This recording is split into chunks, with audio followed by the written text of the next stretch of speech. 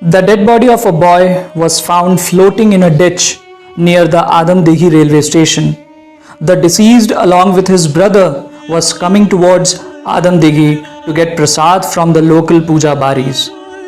In the midway, the younger brother was staggering, fell down unconscious. Seeing him on the verge of death, the elder brother, to get rid of him, pushed him into the ditch and then hastened to the puja bari and partook of the prasad.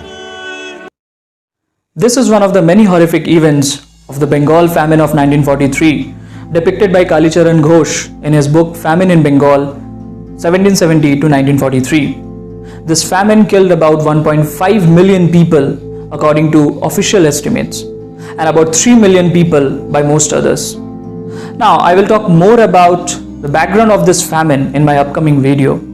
But you need to remember this, that World War II had already begun in the year 1939 between two rival factions, the Allied and the Axis powers. And Britain was one of the party of the Allies. And India, being a colony of Britain, was dragged forcefully into the war.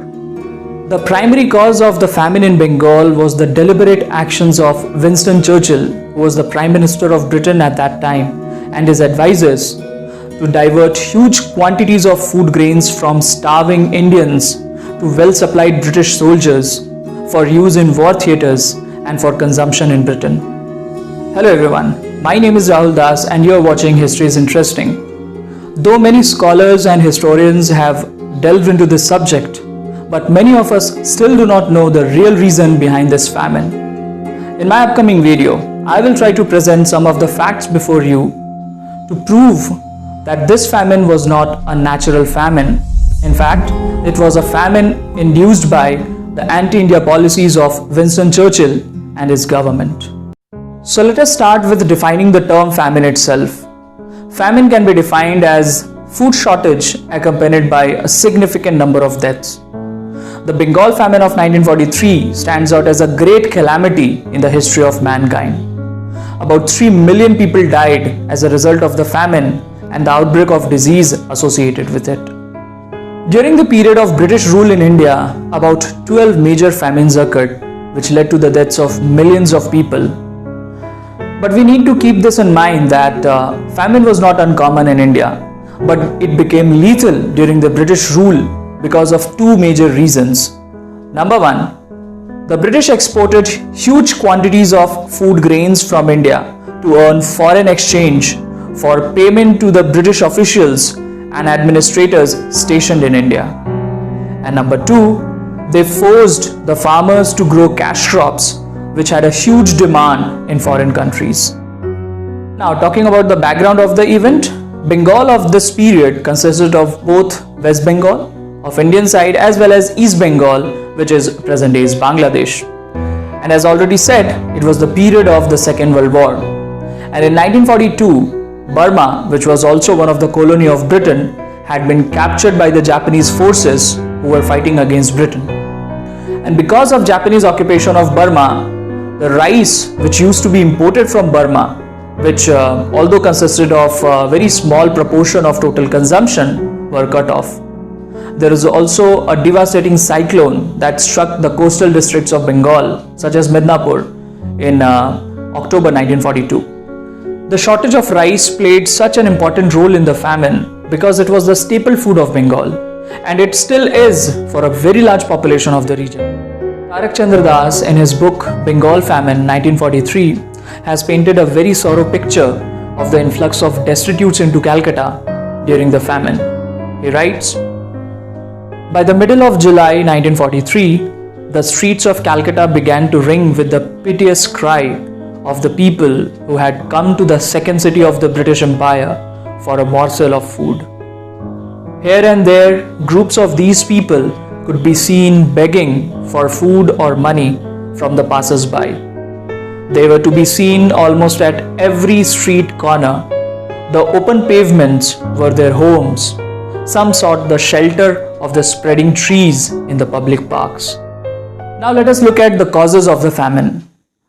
Government authorities at the time blamed the unfolding crisis on undue war-induced hoarding by merchants, producers and consumers.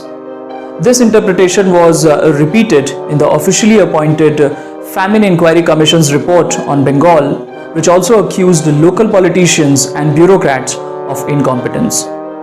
Back in England, the authorities were not ready to concede that there was actual shortage of food grains in India, and thus they were not at all keen to export food grains to India. The War Cabinet in England held that the shortage of food grains in India was not the result of physical deficiency but of hoarding, and that grain exports to India would not solve the problem. However, more recent studies, including those by Madhushree Mukherjee, have argued that the famine was exacerbated by the decisions of Winston Churchill's wartime cabinet in London. Mukherjee has presented evidence where cabinet was warned repeatedly that exhaustive use of Indian resources for war effort could result into famine. But the cabinet continued to export huge quantities of rice from India to elsewhere in the empire. In the book Churchill's Secret War, The British Empire and the Ravaging of India During World War II, written by Madhushree Mukherjee, Churchill was quoted as blaming Indians for the famine. He said that the famine has occurred because Indians were breeding like rabbits. And he also asked how, if the shortages were so bad, Mahatma Gandhi was still alive. Winston Churchill turned down fervent pleas to export food grains to India, citing a shortage of ships. This when shiploads of Australian wheat, for example, would pass by India to be stored for future consumption in Europe. Mukherjee and others also point to Britain's scorched earth policy and denial policy in Bengal, in which huge supplies of rice and thousands of boats were confiscated from the coastal districts of Bengal in order to deny resources to the Japanese army in case of a future invasion. Boats were the primary form of transport in the riverine Bengal. It took traders to the market, fishermen to the sea, etc. Demolishing boats meant destroying livelihood, and according to this denial policy, thousands of tons of rice stored at 3 river ports of eastern Bengal were just thrown away into the water. In 2019, a study published in the journal Geophysical Research Letters, the researchers concluded that out of 6 major famines we identified in our study period, 5 were caused by soil moisture droughts, which were primarily driven by the monsoon failures. But the 1943 Bengal famine was not caused by drought, but rather was a result of a complete policy failure during the British era. Also, in the afterword of her book, Madhushree Mukherjee writes, time and again, Churchill chose to privilege the comfort and economic security of British citizens over the survival of colonial subjects, making a series of decisions that precipitated and aggravated the Bengal famine. A memo in the Churchill papers indicates, for instance, that the total wheat harvest in the British Empire at the end of 1944-43 was 29 million tons, a staggering quantity, most of which the War Cabinet wanted to hold as a strategic reserve for the future.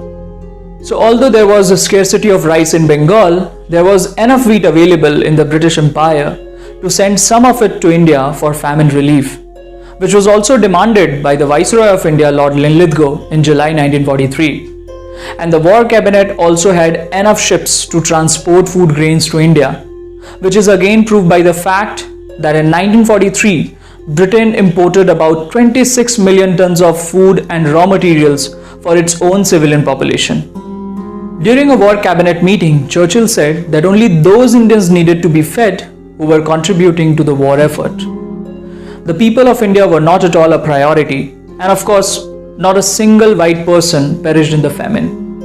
It seems that since Indians did not vote in British elections, their suffering was of no consequence to Churchill.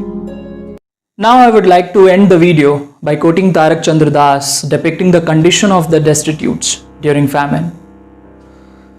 The picture of the famine of 1770, which the immortal pen of Bankim Chandra has drawn at the beginning of Anand Math, fits exactly word for word with the scenes which took place in Bengal in 1943. People first began to beg, then who could give alms? The people began to starve, Then they began to fall victims to diseases. They sold their cattle, sold the yokes and plows, devoured their seed grams, and sold their houses and homestead lands. Agricultural lands were also sold. Then they began to sell their daughters, next sons, and after that wives. Then who would buy girls, boys, and women? There was no purchaser. Everybody wanted to sell. For want of food, they began to eat the leaves of trees and to consume grass as also weeds. Members of the wild tribes and those belonging to the lower strata of society began to eat dogs, rats, and cats. Many people fled away from the villages. Those who fled died of starvation in strange places. Those who did not do so began to die of taking unwholesome food and of diseases.